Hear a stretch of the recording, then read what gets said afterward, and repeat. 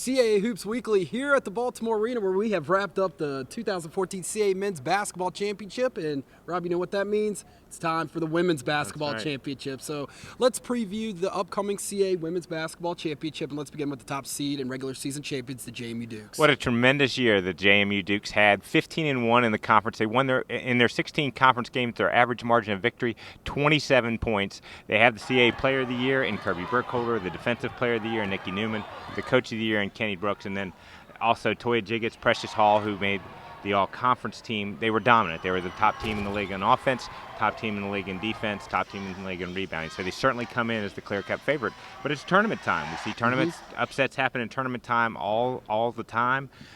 They're a team that hasn't won the CAA title since 2011.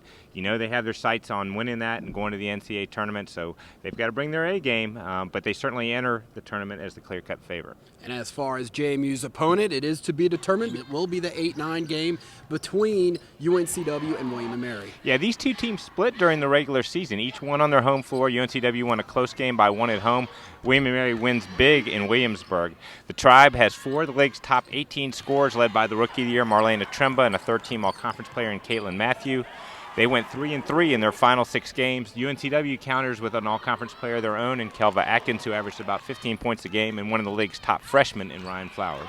And that game can be seen. The winner of that game, of course, plays the top seed JMU Dukes, and that will be a noon tip-off time on Friday on CAA.TV.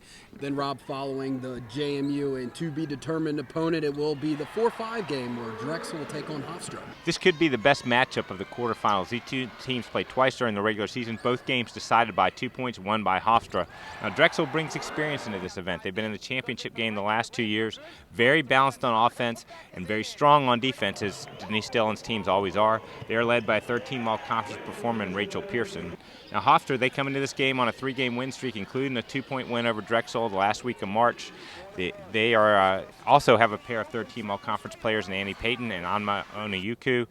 Should be a great matchup between two teams that played tight games during the regular season. Expect to have another one in the quarterfinals. Should be a great game between the 4 and 5 teams. And then the third game, part of our quadruple header quarterfinal day, it will be the defending champs, the Delaware Blue Hens, taking on the 7th seed Northeastern Huskies. Yeah, Delaware has certainly had a lot of success in Showplace Arena. 2-time defending champion, 3 years in a row in the championship game, and they come to this having won 7 of their last 10. They are led by Kelsey Buchanan, their first-team all-conference player, who's 3rd in the league in scoring, 3rd in the league in rebounding.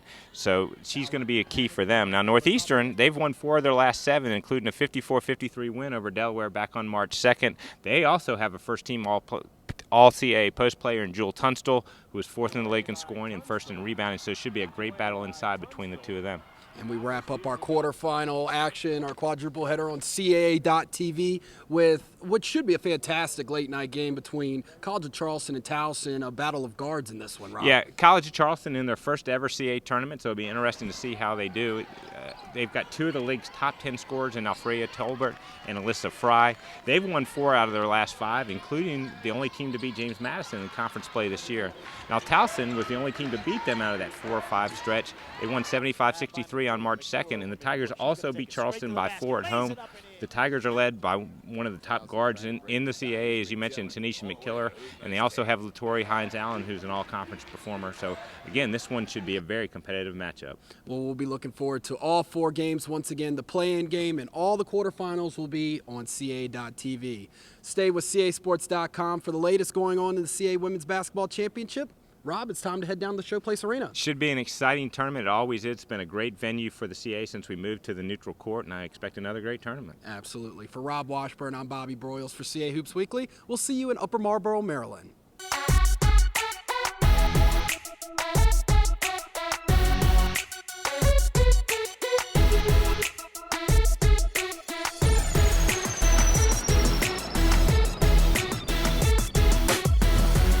From day one, our mission has been March. Those 4 days in March are the reason for every rep, every sprint, every shot. Every time we step on the court, we dream of stepping on that ladder, cutting down those nets, raising that trophy. In those 4 days, anything can happen. So turn up the music, it is time to dance. Visit CAAsports.com and Ticketmaster.com for more information.